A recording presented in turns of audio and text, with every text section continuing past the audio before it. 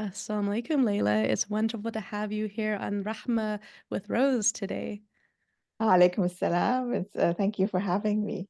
I think it's absolute honor, as I was mentioning in our conversation beforehand, because I read all of your work, and I'm such a big fan, really. And it's just like your work is such a pleasure, but it's also really important because of the stories of the people you tell that are not in the mainstream fiction and out there. And so I've just always really deeply connected with your writing since I started reading it. Oh, I don't know, 15 years ago or more. I was quite young when I started reading your Oh, writing. And the one thing I've always especially appreciated in your work, among the many things, is your journey and your focus on Muslim women and from different backgrounds. And that's kind of why I wanted to invite you on the podcast. thank you. So how did you find out about the books? Oh my God, I don't know. Uh, I have no idea. It was so long ago. Okay. I do not know. I must have come across in a library. Oh, that's nice. I think I read maybe The Minaret or something Yeah. first. I don't remember. But Oh, as soon as I started reading it, I was like, I need to read everything. that's And good. even today, I recommend to a friend to read The Kindness of Strangers. We are talking about historical fiction and what a good storyteller you are in terms of bringing people to that experience of what people's lives were like. And just you bring that world alive in ways that history books don't. And it just is such a rich description and so colorful. Thank you. Um, I read a year or two ago the Bird Summons, which was such an Hmm. interesting, surreal, but very different than your other Yes. genres. And that is the story of Muslim women trying to find themselves. Yeah. And when I read that book and other books, I was like, I want to know about more about Leila Aboulela and her journey. How did she come to write all of these beautiful, mystical, surreal, historical works of fiction? But who's the person behind it? Thank you. So I appreciate you coming and being willing to be vulnerable and share more about the person behind this amazing work of literature. Inshallah. So can we start with the question I ask everyone? Can you remember when you first started getting interested in spirituality? Oh, I was always interested in spirituality. I always felt I had a connection to Allah Almighty, even as a child. Um, my parents are very different from each other, and they're very different from me. So I didn't feel that they made me. I felt that, I was an individual, and I felt that I had a strong connection, a spiritual connection to, my creator. But also my mom was very religious, and my grandmother, and they're very well read in Islam.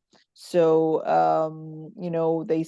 they taught me how to pray. They were always there to guide me, to talk to me through things.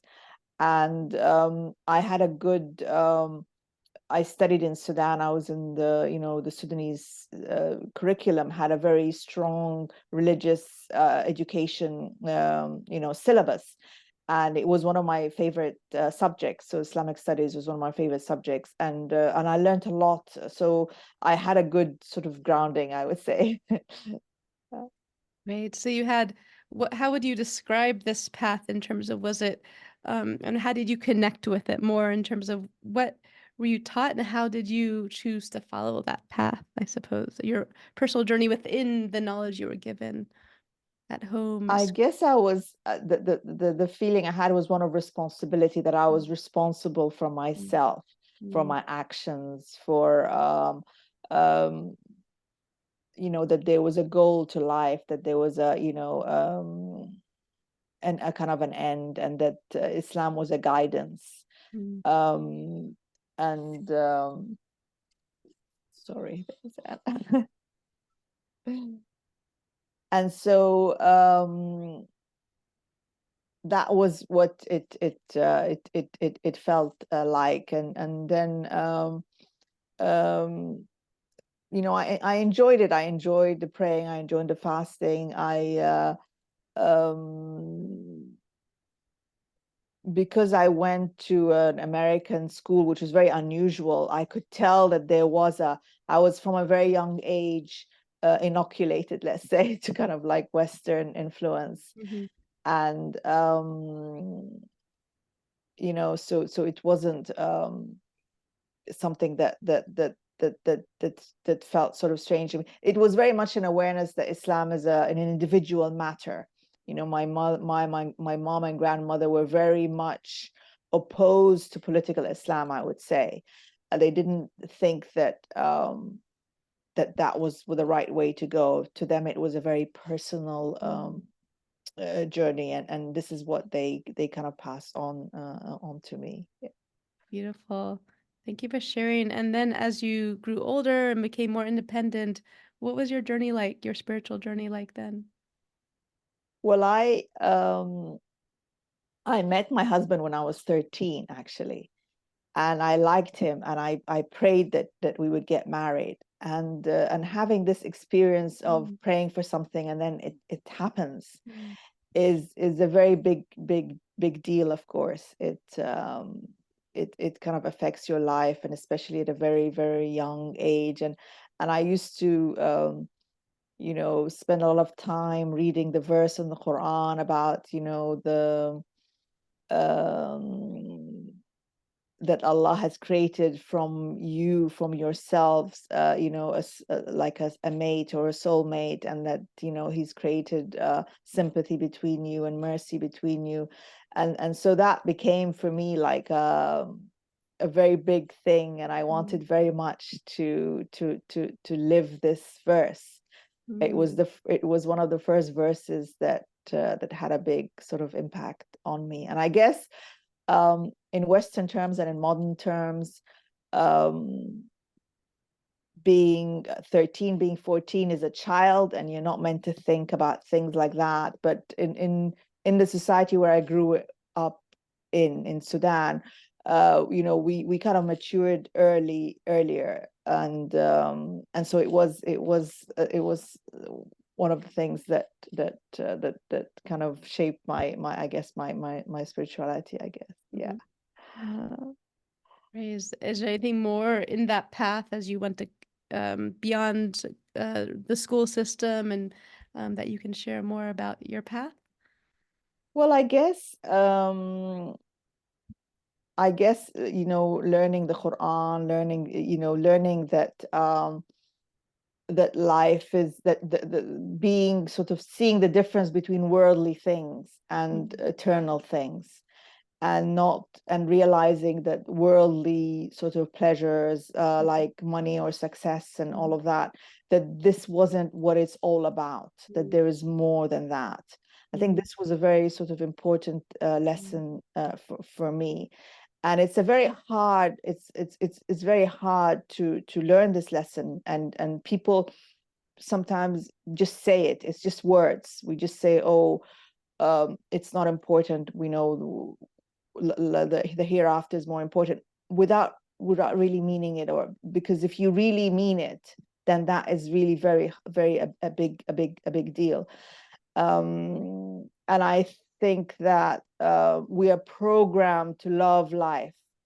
We're mhm, programmed to want to survive. We have all these passions that are in us, are to to get through life, to get the world moving.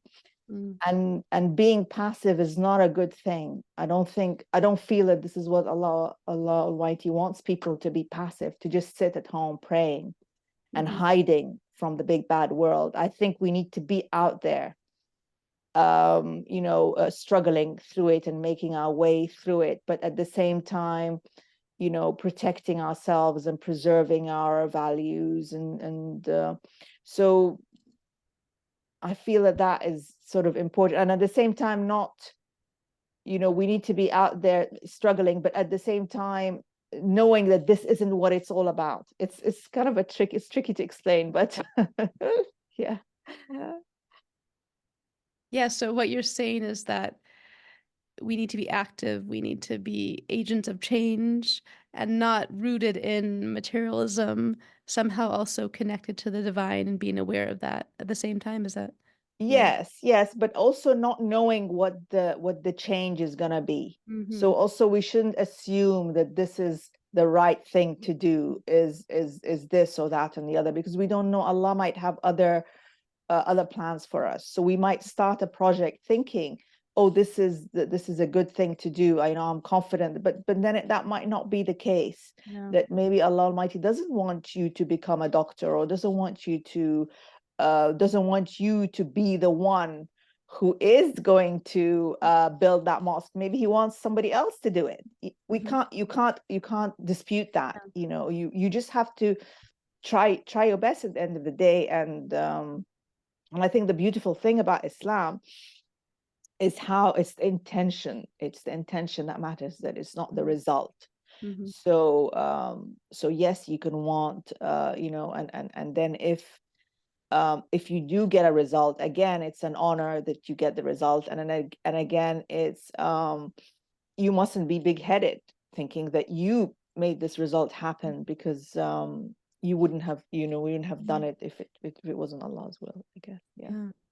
Tell me more about how did then, in terms of finding your calling, would you say your calling is as a writer then, in terms of to create change, or how do you create change? Well, I'm not. I didn't really head out to be a writer. I mean, I enjoyed reading a lot, but I didn't get good grades at school in history, and I got very good grades in math. Hmm. So I felt very much that my mother wanted the good grades. So I thought, why should I go into college and study literature and history and just get poor grades? Why don't I just do what comes easy to me and what gets me the good grades? And so I went into statistics and economics. And but I was always reading, I was always thinking about what I read. And then it was only after moving to Scotland with my husband that I started to write seriously, and I started to consider becoming a writer. And it kind of took off from there. So as soon as I started attending creative writing workshops, people would always be, I mean, we used to read our work out in those days. Mm. There wasn't email, and there wasn't printing facilities to share your work. So we used to read out the assignment, and people afterwards would say to me, oh, this is very nice, this is really good. And they encouraged me to send my work out. So I started sending it out to, little literary magazines, and then I got published, and then and I found an agent, and then I started to write a novel, and then it got published, and sort of slowly things started to build up over time.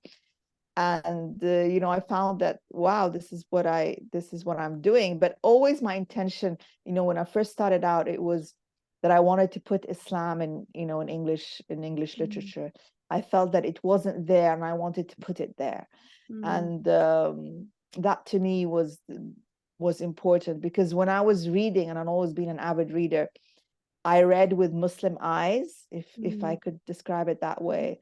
And I always, in the same way that African children would be sort of mesmerized by things like strawberries or snow, or feel that they're not represented. I was also the same with regards to walking down the aisle as a bride, or all these people who couldn't get divorced, and things like that. So I was always aware of that. I was always like, I mean, Jane Eyre was, for example, one of my favorite books, and I would be thinking, well, poor Mr. Rochester, he couldn't marry Jane and Bertha at the same time, because polygamy isn't allowed and divorce isn't allowed. And so I kind of like responded personally to all of these books that I read as with a Mm. Muslim response. Mm. And I am horrified to this day that English literature is taught all through the English and the Muslim Mhm. world without the students being encouraged to respond, in a Muslim way. And that to me is very surprising, because I mean, that's what I do and still do as a reader. So I wanted to kind of like, because, you know, writing is an extension of reading, I wanted to put that in my books, you know, I wanted to do that.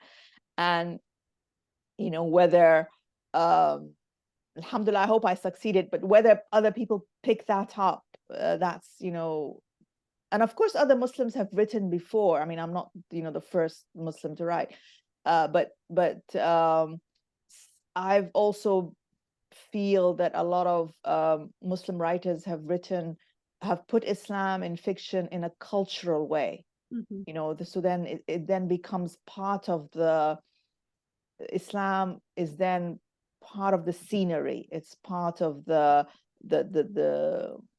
you know, the kind of the nature of what people do and what people eat, and, you know, so. But I wanted to kind of go deeper than that. I wanted to have a whole novel, a whole world which moves with Muslim logic, which kind of like Mm. you know, has a deeper sort of connection to religion. Yeah. That's so interesting to hear how you kind of became this novelist who just your work is saturated with Islam. I felt that when I first started reading. I was like, this Yeah. is different. I think maybe one of the first times I started reading your book is like, I want to read works by Muslim women specifically. I've Mm, always been on this mission to find more, and coming across your work I was like, wow.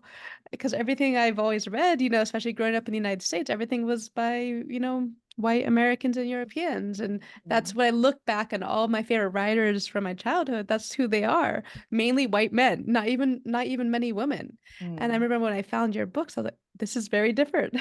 To get the intimate life of devout Muslim women like in London and in Sudan is something that's very unique to be available and written originally in English. mm, I had never come across that personally, and I did feel like you infused that everywhere in a way that's very needed, and we still don't have enough mm. Yes, compared to everything else that's out there in the West. that's Right. true. That's true. Yeah. Tell me more about how you see it. Sounds like how you're describing writing. It's like a spiritual practice. Would you describe it something like that? Or how would you Well, describe writing? I'm not sure. I mean, I've been asked this question before, but I don't really think of it as a spiritual practice, because it's very much when you're writing fiction, you're kind of wading in murky waters. You're dealing with people's not the dark side of human nature, but also their desires, Mhm. their pettiness, their. So you're not really in a very refined sort of place as in as would be in a spiritual matter, Mhm. or it would be if you're reading, you know, the stories of the Sahaba or the Mhm. life of the Prophet Sallallahu Alaihi Wasallam. That would elevate you. But Mhm. I think my stuff is very much dealing with the day to Mhm. day, down to Yeah. earth kind of stuff, world that people have to kind of live in. So so I guess that's what I you know, that's where I am with it, you know, kind of very down to earth. But at the same time, there's always the hope, there's always the uplifting. I guess even I find that even if I'm writing about a character who's not a Muslim, or a character who is not a very practicing Muslim, by the end of the novel, they've moved closer to Islam. Mm. And and it seems I do this even unconsciously. And even with my last novel, with River Spirit, I mean, I started off with a young girl, Akwani, from the South Sudan, who's not a Muslim. I mean, she comes from an animist background, and by the end of the book, she is a Muslim. But that journey, has happened off stage. So you can read the book without realizing that she had Mhm. become a Muslim. You have to really be very, very into, you know, the rules of fiqh and the rules of to kind of get that, oh, she must have, you know, she must have converted to Islam in order to marry whoever she's married. But it's something that is happening off stage, and in a strange way, I didn't need to bring it on stage. For me, it was enough that it was there. um so I guess the this feeling of upliftment. Maybe this is what you're meaning about it being there is a sense of the Mhm. characters being uplifted, or having a spiritual journey, I guess, within within Mhm. within the novel. But there is still the very down to earth Mhm. nature of their lives. Yeah. Yeah, thank you for sharing. That's really insightful to hear Mm. how you think about your character development in terms of their personal spiritual journeys too. Because when I think about the fact that you do write about the hard stuff, the stuff that, for example, in mainstream Muslim communities, they don't talk about. It's taboo, Mm. right? Muslims don't Mm. talk about a lot of things. There's so many taboo things. And I wonder if fiction gives you more of a permission almost, because some of the Muslims just won't read your books because they don't read fiction, but also because it's not real per se, it's fiction, that maybe can you speak about things that would be harder if it was nonfiction? Yes, of course. This is one of the definitions of fiction that I like, that it allows you to speak about things that you wouldn't normally speak about in polite society. At Mm, the same time, as Muslim writers, and I would give this advice to other Muslim writers, if you if you go too far in that direction, you're normalizing a lot of haram stuff, mhm, and that is also not a good thing. That's not what you want to do. mhm, So you need to also be careful that you're always, whatever you're going to talk about, if it's if mhm, it's if it's something haram, you need to make sure it is presented as being as being haram. Otherwise, your work is just going to become mhm. seedy. It's just going to be, Yeah. it's just going to do the wrong, that Mhm, it's going to actually damage, the person who's reading it, because all you've done is mhm, just you have like given a stamp mhm. of approval to something Yeah, which shouldn't be approved. Yeah. interesting. So how do you navigate halal and haram? Because of course not everything is black and white. And I'm curious, as a Muslim, how do you figure like this is not haram, like not that haram? Or like how do you determine what is tasteful and acceptable and what is not for you? Where's your line? How do you come up with it? It's tricky, but I kind of like follow my instinct. But I'm sure that, I mean, for some people maybe they wouldn't feel comfortable with Mhm, that, or some people might see it as being too strict. I guess everybody then would have a kind of an assessment of their own, I suppose.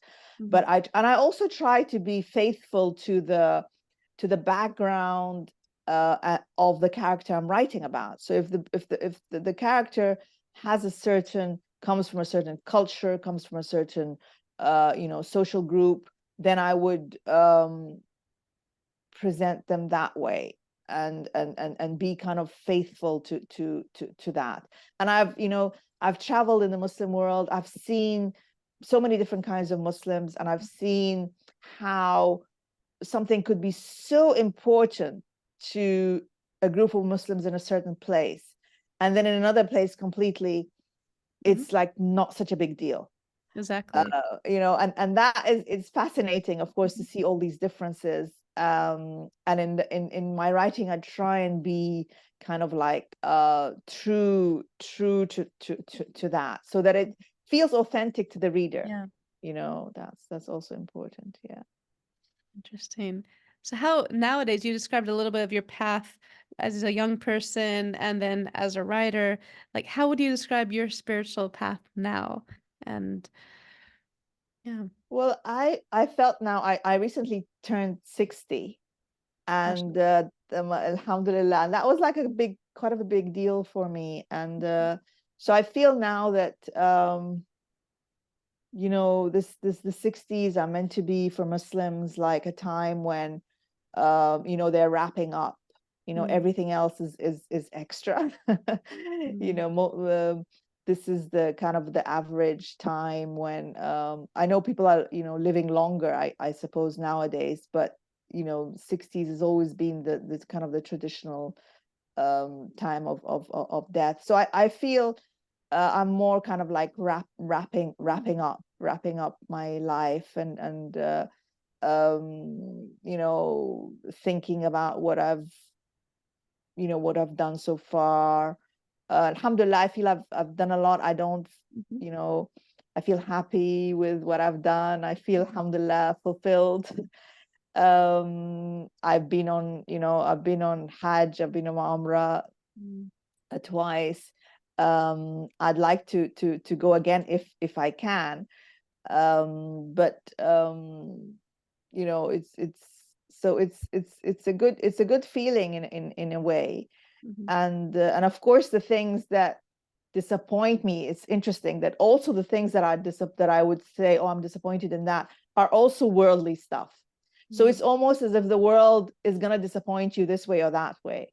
mhm, It's always I had a lot of ambitions about my career, for example, that didn't take place. And um I wanted to go back to Sudan at one point, and now there's a war. So the world is always going to be disappointing mhm, to us, no matter how much so we chase it, mhm, and then at the end, looking back, you'll it's a thing that's not going to deliver. The world is not mhm, going to deliver, and the true happiness and the true success is with Allah Almighty, and that's the um that is the fulfillment. The time when I spent um that praying, reading Quran, that's the real time. And all the other stuff um disappointed me at the end. mhm. It as expected, I suppose. Yes. So you mentioned reading Quran, praying. I was going to ask you, what are some of your favorite practices? And you mentioned those two. I'd love to hear like how they play a role in your life. Those, prayer, Quran, anything else that is important to you? Because I like for listeners to understand, how do different Muslim women, how do they find meaning? What practices are working for them? Just so they can say, okay, like this might work for me too. Yeah. What, So yeah. I feel so privileged that I can work from home, or I can write from home. And so one of the things that I feel like to express this is that I pray duha every day. It's one of the things I like to do, and that's in the middle of the morning, and that is hard for someone who's out of work at work. Um, I've also, since the lockdown, alhamdulillah, I've been fasting Mondays and Thursdays, and I enjoy that a lot. And I keep thinking, well, I might not be able to do that as I get older, and so now is the time to do it, to really get into it. Mhm. So I enjoy that very, very much. I read hizb every day. Not a juzu. I read a hizb every day. I read the Surah Yasin, and I read the Dalail al Khairat, Mhm. the book on the salawat al Rasul sallallahu alaihi wasallam. So Yeah, the books of I will say in English, the praises on the Prophet, yes, collection of beautiful Sufi poetry. Yeah, beautiful. yes, What what do each one of these practices do for you in your spiritual and daily life? well, they ground me. I feel that the fasting helps a lot with my mental health. Hmm. The If I'm like anxious or agitated, the fasting calms me down. And then I get so happy when I break my fast, and so that like gets rid of any kind of depression or anything. The lift, there's a lift that I get when I break my fast, and that to me is like a kind of the lift that pulls up my mood. So you know that is kind of very special for me. Um, I wish I could do more Quran, with other women. I would like to do that, but I'm not doing that at the moment. I guess this is what I feel I miss out. I would love to do that. Um, I used to go to a group, but there was too much discussion, and it kind of ended up being, oh, this kind of, everybody's going on a hot topic, and I'm not into hot topics Hmm. and disputes, and this goes. I could hold my own if I have to, Hmm. if I'm put Hmm. somewhere, I'm not gonna, just keep quiet or roll over. But I don't seek them out. I don't Mm-hmm. seek out. I think that that's detrimental, really, to your spirituality. Yeah. Mm-hmm. Lovely. And as someone who's a creative person, I'm so inspired by your work. How do you bring spirituality into your creativity? Like when you're coming up with these stories of Muslims, what are you doing to get to that place of creativity? Well, it's not bringing it in as in it's all organic. It's all Mm-hmm. together part of it. It's not a matter of squeezing it in. It just should be um a part of the life of the character. Every character is facing a challenge, relating to their time of life, relating to their Mm-hmm. circumstances. So they are facing a challenge, and how are they responding to this challenge as Muslims? I guess that's Mm-hmm. that's what it is. Mm-hmm. So every um as in real life, we face challenges, and different challenges. The thing in what you're doing in fiction is that you're shaping this into a story, Mm-hmm. because real life is kind of like all over the place. But with a story, you're giving it a shape, and you're giving it a bit of Mm-hmm. a drama to get to Mm-hmm. beginning, the end. And so that's what I do. Yeah. Yeah, yeah, that's lovely. And I keep on thinking back to bird summons, especially because it is like a specific journey of a group of Muslim women on this pilgrimage, right, to the grave of this Muslim woman convert from years ago, who died years ago. So tell me more about that book. Maybe you can give a brief synopsis for people who haven't read it yet, and hopefully they will pick it up. But then also, like, what went into that? I'm so curious about that book, particularly um, as this is a podcast interviewing Muslim women about their journeys, and this is what this book is Yeah. So specifically. in Bird Summons, we have these three women who live in Scotland. They belong to the Arabic Women's Muslim group, and they go on a journey because one of them tells them about the grave of Lady Evelyn Cobold, who was a convert to Islam, a revert, and she went and did the Hajj in the 1960s, and wrote about it. So she's considered the first European woman to go on Hajj, on record, and she wrote about it. So she was a very unusual woman. She was an aristocrat, and she grew up in Egypt, surrounded by nannies who were Egyptian and who took her to the mosque. And she grew up like hearing the adhan and feeling this kind of spiritual connection to the adhan. And she was very wealthy. She lived in this huge estate in Scotland, and um she went shooting for deer. And she was not a conventional Muslim. She didn't mix with other Muslims. Mm-hmm. She didn't wear hijab. She didn't but she to her, this was just her thing, her lonely thing. And she lived to be a very old, in her 90s. She ended her life in a nursing home. And she wrote in her will that she wanted to be buried on her estate in this wilderness in the Highlands, where the stags could walk over her grave. And she wanted to have a Muslim burial. She was very sort of sure about that.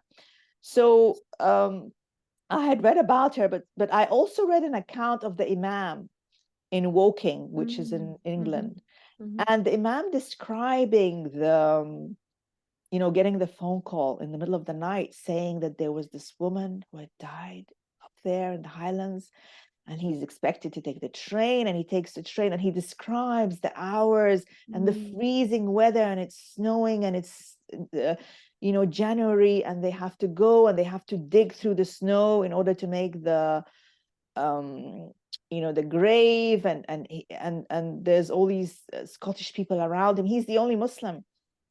And there's the tartan, and then there is.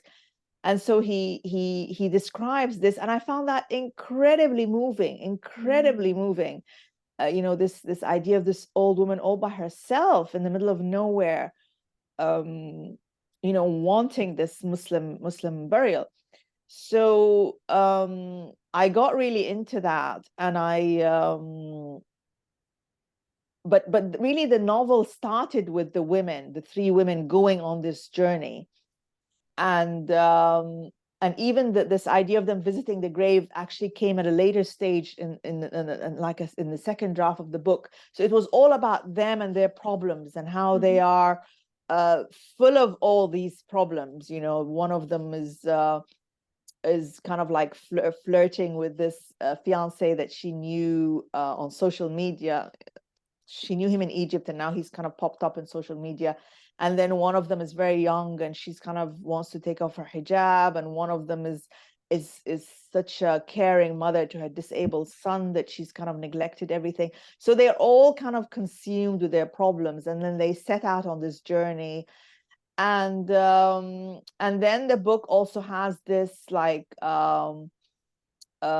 visit from the hoopy bird. It was my first. It's not many of my work has this kind of magical elements to it, but this one has the hoopy bird, and the hoopy bird comes and he tells stories to one of the women, and so the book kind of has this kind of mystical side to it, I guess, with alongside the problems that the women are having in their day-to-day life. Yeah. Yeah, definitely, because of Hupu, I think of, of Faridin Attar, of the Yeah. Comforts of the Birds and Sufism, and so that's thinking about those journeys. It felt like a mystical book in a way, and the magical surrealism was unexpected in a beautiful way. Thank you. Yeah, just the way you weaved everything together was absolutely beautiful because I speak up Muslim women's spiritual journeys. I write about it, other people write about it, but you created magical surrealism about it in a way that I had never experienced, in a way that was very unique. And just for me, it just gives a different insight into spirituality, perhaps, that the Mm, readers can come away with something unique. I think. yeah. I got the I got the stories from the Faridin Attar, the Conference of the Bird. So I read the Conference of the Bird as part of my research, and I read, Rumi's animals stories. That was also, and Kalila and Dimna. So it was a lot of, reading these stories and being inspired by them.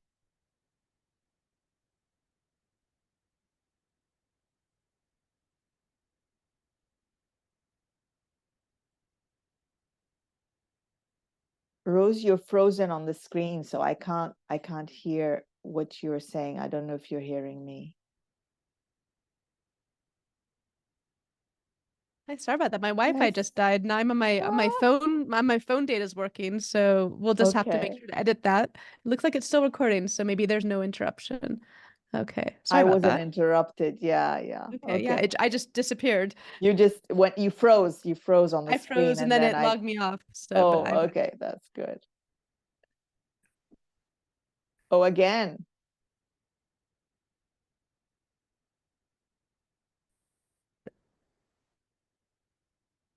Uh, so- It's choppy. where- The sound is choppy, and you're frozen on the screen.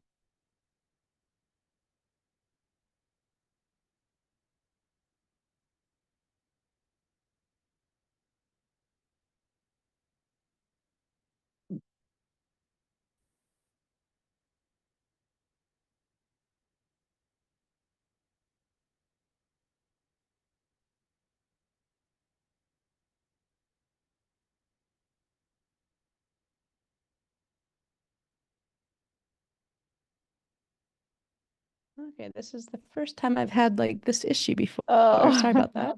no problem. The internet's pretty good in Istanbul, but today is okay. Back in Wi-Fi. Okay. Let's hope it stays. So let me try again to say the same thing, and hopefully it sticks this time. Okay, we'll just edit all of that out. Yeah, so I was saying the bird summons really offers a unique way of understanding Muslim women's journeys and their spirituality in a very different context. So really appreciate that. One question I often like to ask a guest on my show is about how do you, when you've encountered challenges in your life, how do you get through them? And perhaps you can think of some one or two in your life and tell us more about that. Oh, I kind of think of myself as being on in a canoe, Mm-hmm. and that my life is a river, and I'm in a canoe, and that sometimes it's smooth, and then sometimes the water is choppy, and that I just have to get over that it will end, it will go back to the peaceful water, and that this is just a hard part that I need to navigate. I need to be alert. Mm-hmm. I need to, be watchful, and it will get better. And I try and remind myself that when it was smooth for a long, long time, but I was taking it for granted that it was smooth, and then now just it's getting choppy. Just I'm facing one problem, and I'm falling to pieces. I need to kind of like be strong and keep going, and it will get there. Yeah. So I think there's always tests from Allah subhanahu wa ta'ala. There's always and that we kind of have to go. We have to be strong, and we have to go through it. My weakness is loss, I guess. If I lose something, I feel very sad about it. And it takes me time to recover. And so I'm not happy with myself. I should be stronger, because I know that life does involve sort of losses. And Mm-hmm. so when this happens, I need to say, well, you know why not? I mean, I think the opposite, people naturally say, why me? when Mm-hmm. when when something bad happens to them, why me? I mean, they know that everything around, bad things are happening all over the place, Mm-hmm. and then when something happens to them, they say, why me? But I think that we should say, well, why not me? Mm-hmm. These things are happening, they're part of life. We were never promised that this was going to be easy. There was never any promise that life is going to be, a bag of roses and all that. It's not Disney. This is all nonsense. We know that life is going to be hard. So when something happens, we should be like, well, yes, why not me? It has happened before to other people. Everything has happened before to someone else. Mm-hmm. There's really nothing bad that's new. Mm-hmm. And so we need to kind of like, I guess I tell myself, I'm not saying we need, I'm saying we need as if I don't need it, but that we need to kind of be like philosophical about it, and to say, yeah, this has happened to other people, and now I know how that feels, I guess. Mm-hmm. Yeah. Yeah. Yeah, thank you. Thank Yeah. you. That's a um, powerful way of thinking about it. Because Mm. everyone has different ways to handle loss and grief, and it's not always simple. Yes. One question that's really impossible to not ask, really, is right now we're in a very difficult time globally, right? So we've been watching since October, witnessing from afar the genocide of Palestinians, and of course, as someone of Sudanese origins, I think you've probably been talking and about the ongoing conflict and civil war in Sudan, but of course, the Sudanese situation is getting a lot less coverage than Palestine. And of course, River Spirit gave such powerful historical context for what's going on now.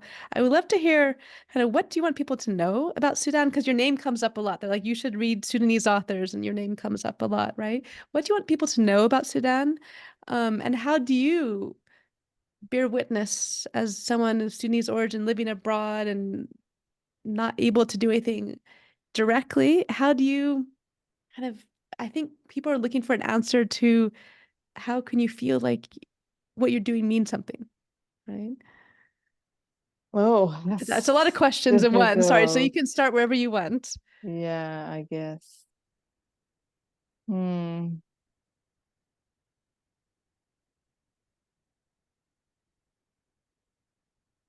Um,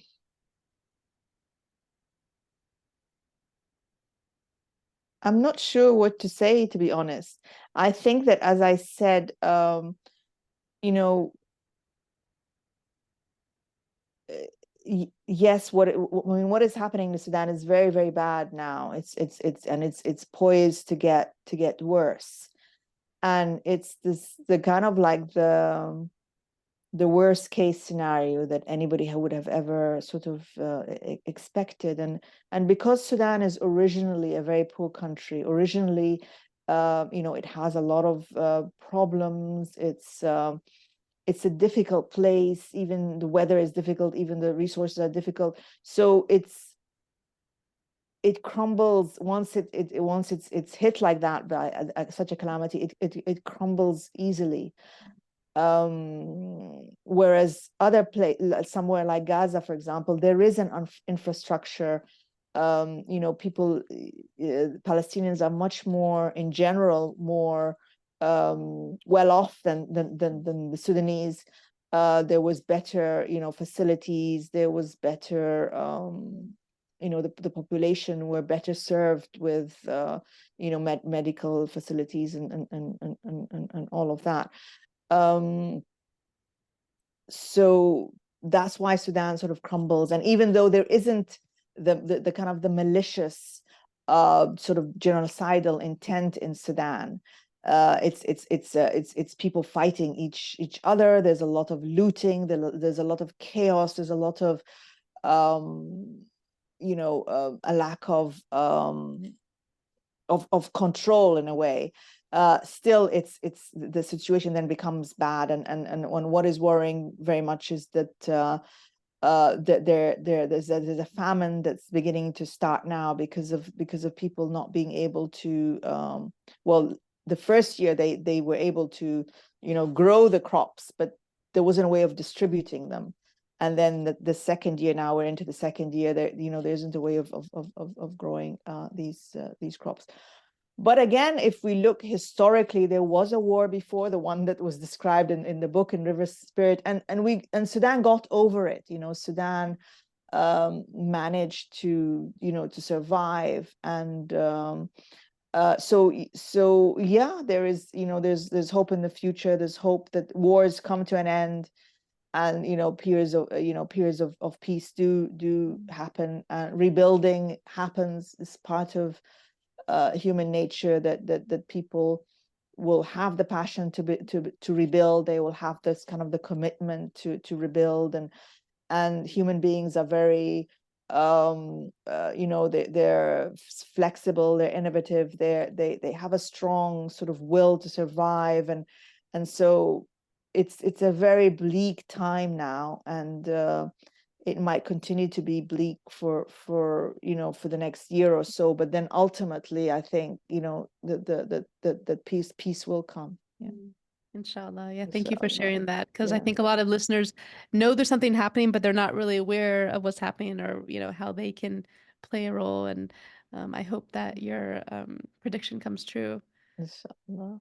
People of Sudan find ease. As we wrap up, I have one final question: Is do you have any pearls of wisdom you would like to share with the listeners from your life lived? Oh, pearls of wisdom. Oh, what did I say?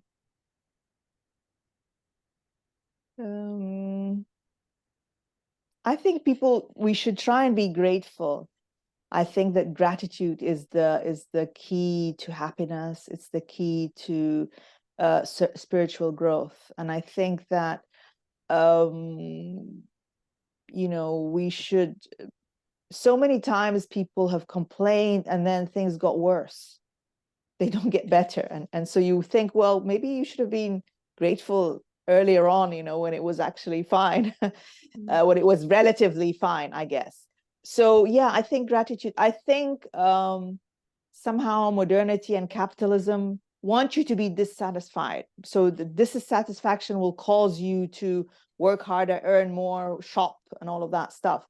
But dissatisfaction brings more dissatisfaction, and I think that being able to be grateful, you know, focusing on this gratitude and thanking Allah Almighty for what He's given you. I think that is so important, uh, and people should, you know, try and find, you know, they have a lot, we have a lot to be grateful for if we don't realize. And sometimes that is the meaning, that it could be some of the wisdom behind losses in life, that we can only feel grateful then if we've lost something and then regained it, or we've seen someone else lose it and then we say, oh, but I have that, I should be grateful for that. So I guess it's the wisdom would be great gratitude, I guess. Yeah, a shukr, the gratitude. Yes. Thank you. It's Yeah. definitely something that when we practice is definitely helpful. And we always Yeah, need the reminder every day, gratitude, gratitude, because we forget and then that's we true. remember again. So Yeah. thank you so much for being on Rahman with Rose, Leila. It's been such a pleasure to learn more about your story and your path and your writings and your thoughts. So I'm just really grateful that I Thank could you. speak to you. And thank you for asking questions that other people don't ask. So that's good. You're most welcome. Okay. Welcome.